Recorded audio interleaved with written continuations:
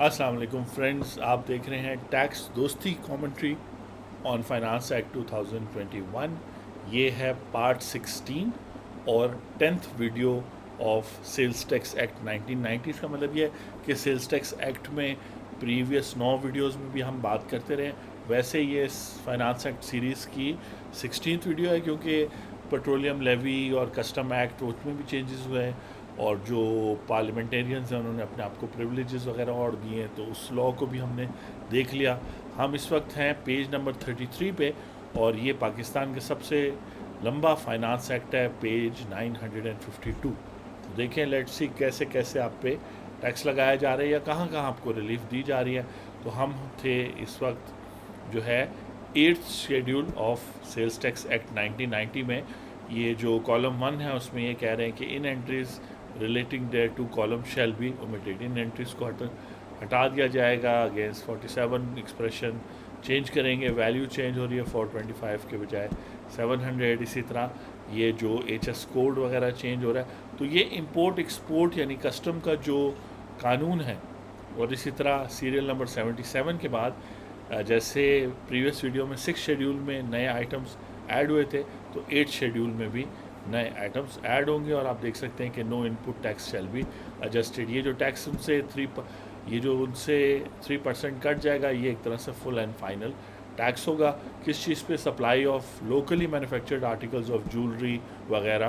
तो वो जो मिफ्ता इस्माइल हमारे फाइनेंस मिनिस्टर कह रहे थे कि जो इनपुट टैक्स हमने यानी कि ज्वेलर्स पर 3% के हिसाब से सेल्स टैक्स उन पे चार्ज कर दिया, क्योंकि उनकी शॉप का साइज़ वगैरह का भी वो बात कर रहे थे।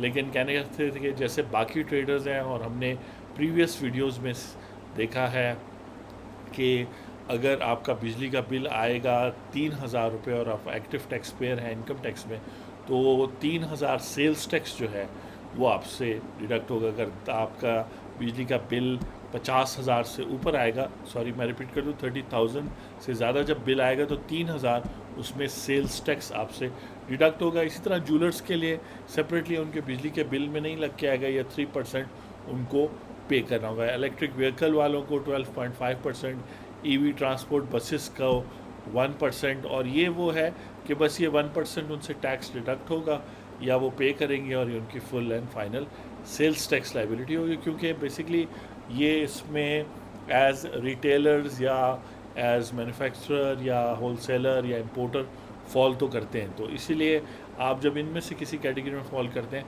तो आपको सेल्स टैक्स में रजिस्टर होना ज़रूरी है फेडरल लेवल पर, अगर आप गुड्स सप्लाई करें। इसी तरह manufacture of import and substance registered eight drugs, तो ये 17% कर दी गई थी कि जो मैन्युफैक्चरर्स पाकिस्तान में, और चूँकि बहुत ज़्यादा मेडिसिन यूज़ होते हैं, आबादी बहुत ज़्यादा है, तो जो एक्टिव इंग्रेडिएंट्स थे उनको 17% पे टैक्स कर दिया गया था।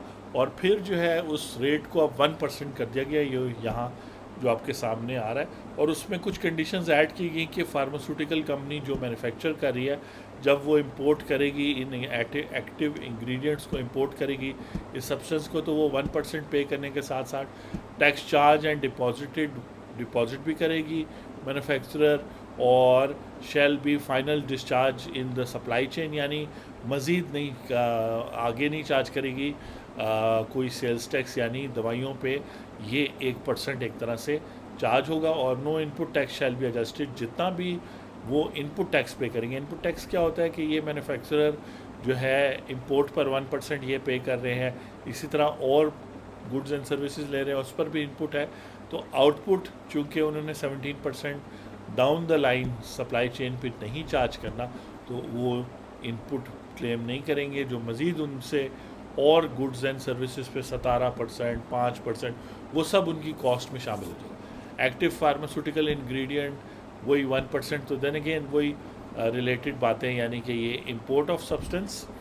फिर मैं जो एग्जांपल बता रहा था, यानी जो अखबार में और टीवी पे जो ज़्यादा बात हो रही थी, वो ये एंट्री नंबर 82 के हवाले से हो रही थी। यहाँ भी वो सारी बातें, और उसी तरह DRAP shall certify item wise, यानी drug regulatory authority of Pakistan. और एक रिसेंट किताब छपी है ड्रग लॉज ऑफ पाकिस्तान, तो तकरीबन 84 कवानीन हैं मेडिसिन से रिलेटेड। और जो ऑथर है एडवोकेट आइजक, उन्होंने लिखा है कि जो ड्रग्स जो हैं, जो ड्रग्स का मतलब है जो मेडिसिन पाकिस्तान में आप और मैं यूज़ करते हैं, ये एक स्पेशल कैटेगरी ऑफ गुड्स है।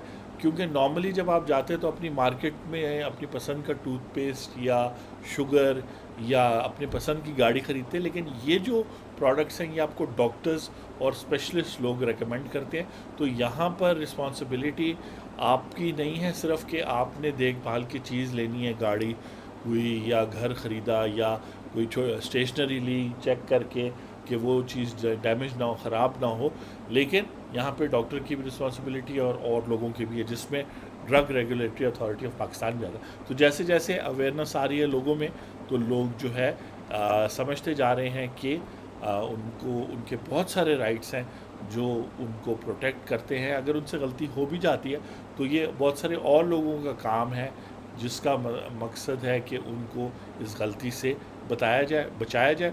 और गवर्नमेंट जो है, अक्सर गवर्नमेंट का रेगुलेटरी के साथ साथ एक वालदा वाला यानी मदर वाला रोल होता है कि बच्चा जो उंगली डाल रहा है स्विच में बिजली के या सोइंग मशीन में या दरवाज़े में, उसका हाथ ना आ जाए या वो गलती से छुरी से अपना हाथ ना काट ले या इस तरह की चीज़।